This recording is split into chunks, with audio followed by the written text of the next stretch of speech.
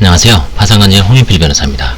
이번 시간에는 파산 신청 대리인 입장에서는 예납금을 어떻게 산정하는지 궁금할 겁니다. 관제인들도 마찬가지죠. 보수와 연결되니까 이렇게 이제 배당된 사건 기록 목록을 보면 뭐 원칙이 기본이 30이고 소송 구조는 15만원, 그 다음에 뭐 많은 경우는 300짜리도 있습니다. 이제 그거는 결국 이제 권한은 관제인은 아니고요. 법원 판사님이 이제 기록을 검토해서 종합적으로 법원 내부에서는 아마 판사님들이 여러 가지 우리가 뭐 짐작할 수 있는 건 있지만 하여튼 재량이 강하죠. 그래서 한번 그거를 대략적으로 한번 살펴보면 이해하시기 편할 겁니다. 준비하는데 파산 신청 기록을 저희는 이제 파산 신청 기록을 관찰하죠. 그리고 나서 이제 판사님이 예납한 거랑 이렇게 비교해 보죠. 관제인 예납 비용은 30만원이 기본입니다. 전국적으로. 근데 이제 왜 증액이 되냐. 증액이 되면 일단 채무자들은 부담이 돼서 뭐 감액 요청서도 하고 감액 납입 신청도 하고 하지만 받아들여지는 경우가 있을 수도 있지만 없을 수도 있죠. 그래서 이제 판사님들 머릿속에 한번 들어가 보고 이제 추리해 본 거죠. 일단 개인 채권자가 많으면 증액 요소 1입니다.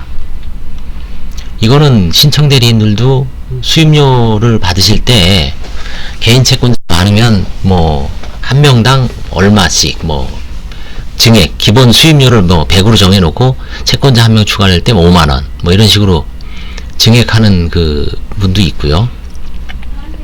그 다음에 이제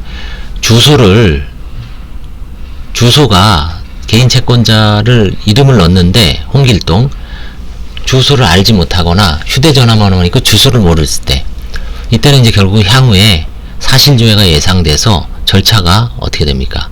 지체되죠. 그럼 증액요소 두 번째입니다. 마찬가지로 주소 빈칸이 없고 전화번호도 없을 경우 이런 경우도 있습니다. 심지어 전화번호는 있는 경우가 있고 전화번호는 없는 경우도 있습니다. 이것도 마찬가지로 증액사유입니다.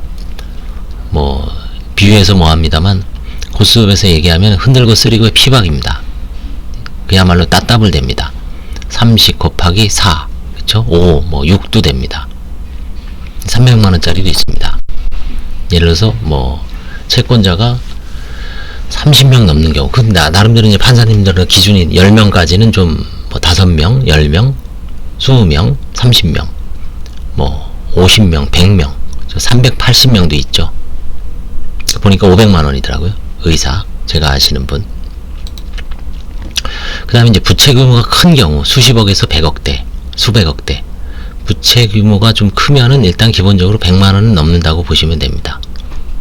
그거는 이제 혹시 큰 재산을 큰 사업을 하다가 보면은 이제 은닉 가능성이 있을 수도 있죠. 보험을 변경한다든지 뭐 자녀 명의로 명의신탁한 재산을 취득한다든지 아니면 배우자 명의로 재산을 여전히 보유하고 있는 경우 그런 의문이 드는 사건이 있기 때문에 근데 결국 나중에 보면 부채가 크더라도 결국 부채가 크면 클수록 어떻게 보면 사업에 올인한 거기 때문에 제가 보기에는 오히려 진짜 그야말로 쫄딱 망했지 배우자가 아니면 자녀들이 호의호식하는 경우는 극히 없는 것 같습니다. 거의 오히려 은닉은 어중간한 분들이 많이 하죠. 어중간한 분들 뭐 한 몇천만원에서 몇억 요 정도 거기서 어중간하게 이제 은닉을 많이 하지 뭐 기십억 뭐 한 분들도 뭐 있을 수는 있지만 제가 보기엔 그렇습니다. 그 다음에 세 번째 신청 후 채권자 목록 변경한 경우 예를 들어서 단순 명의 변경이면 괜찮습니다. 예를 들어서 고려신용정보는 채권자가 아니죠. 채권 출심업체죠. 근데 채무자나지 대리인들이 잘못 알고 깜빡하고 고려신용정보를 넣을 수도 있죠. 근데 나중에 보니까 고려신용정보가 아니라 채권 출심을 유임한 뭐 어떤 회사라든지 어떤 금융기관이에요. 그러면 이제 그걸 바꿨을 수 있죠. 근데 그런 게 아니라 처음에 7명으로 이제 채권자 목록을 작성을 했는데 두 번째는 뭐 한 3명 추가하고 그 다음에 또 한 번 추가하고 이런 경우는 이제 그때까지 예납 명령이 안 내려졌으면 이거는 이제 증액사유입니다. 그 다음에 이제 환가 포기 수준이 넘는 부동산을 보유한 경우 아무래도 이거는 부동산을 매각하기 위해서 관제인도 노력을 해야 되고 그 다음에 이제 시일도 오래 걸리죠. 법원이나 관제인이 사건 관리를 오래 해야 되기 때문에 비용을 좀 증액하는 경우가 있습니다. 파산 신청 대리인들도 진짜 고생합니다. 가맹 요청해야지 납부 연기 신청도 이건 거의 안 받아들여지는 것 같습니다. 그래서 이런 걸 염두에 두고 그 대리인들도 뭐 법무사나 변호사, 사무장들도 사건 선임할 때 내 수임료만 딱 딸랑 챙기지 말고 그 법원에 들어가는 이런 부담 비용도 여러 가지 케이스가 있기 때문에 좀 알려주고 유연하게 대처를 해야 되죠. 그냥 변호사 수임료만 딸랑 내고 30만 원인 줄 알았는데 인지 송달료, 뭐 송달료도 정해져 있잖아요. 1인당 한 3, 4, 5만 원, 한 3만 5천 원, 4만 5천 원 사이죠. 저는 이제 보통 4만 원으로 계산하는데 채권자 5명이다. 그러면 4, 5, 20, 한 20여만 원 플러스 알파 그 인지 송달료 들어가고 인지야 뭐 2천 원인가 그렇죠.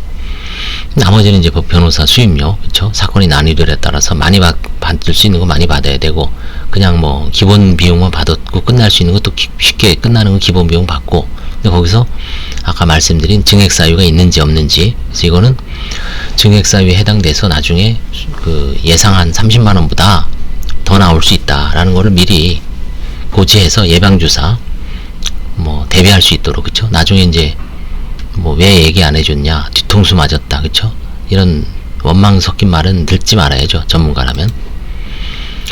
그래서 이제 이런 경우에도 이제 납입하고 즉시 항고하면 제도의 고안으로 대부분 취소 후 판사님이 선고하죠. 예, 그래서 이 파산 신청 대리인 비용이 이게 이제 사실은 파산 채무자 입장에서는 거의 경제적으로 몰락을 한 상태에서 들어오기 때문에 비용이 되게 민감하죠. 그렇죠? 변호사 수임료도 그렇고 관제인 예납 비용도 그렇고 이게 민감할 수밖에 없습니다. 없는 돈에 이것저것 마련해서 그렇죠?